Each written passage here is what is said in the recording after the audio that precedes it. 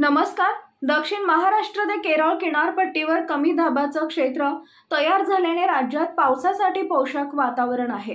सध्या अनेक जिल्ह्यांमध्ये पावसाच्या जोरदार सरी कोसळत आहेत। जुलै महिन्याच्या पहिल्या आठवड्यातही राज्यात पावसाचा जोर कायम राहील असं हवामान खात्यानं सांगितलंय।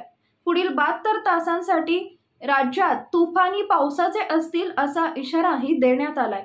सध्या पश्चिमेकडून येणाऱ्या वाऱ्यांमुळे हवामानात मोठा बदल झाला असून ढगाळ वातावरण निर्माण झालंय। आगामी 72 तासात मुंबई, पुणे, सिंधुदुर्ग, रत्नागिरी, रायगड तसेच ठाणे व पालघरमध्ये मुसळधार पाऊस पडण्याची शक्यता आहे। त्यामुळे या जिल्ह्यांना ऑरेंज अलर्ट देण्यात आला आहे।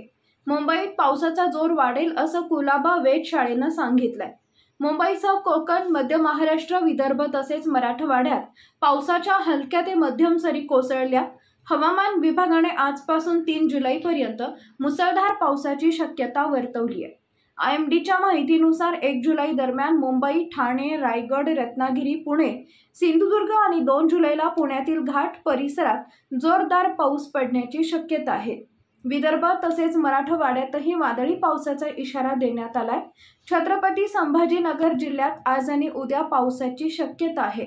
नांदेड, परभणी, हिंगोली, धाराशिव, लातूर आणि बीड जिल्ह्यातही पावसाच्या सरी कोसळण्याची शक्यता आहे। उत्तर महाराष्ट्रातील नाशिक, धुळे, नंदुरबार जिल्ह्यात तुरळक ठिकाणी पावसाची शक्यता आहे। नवीन अपडेट मिळवण्यासाठी आता लगेच आपल्या चॅनलला सबस्क्राईब करा। धन्यवाद।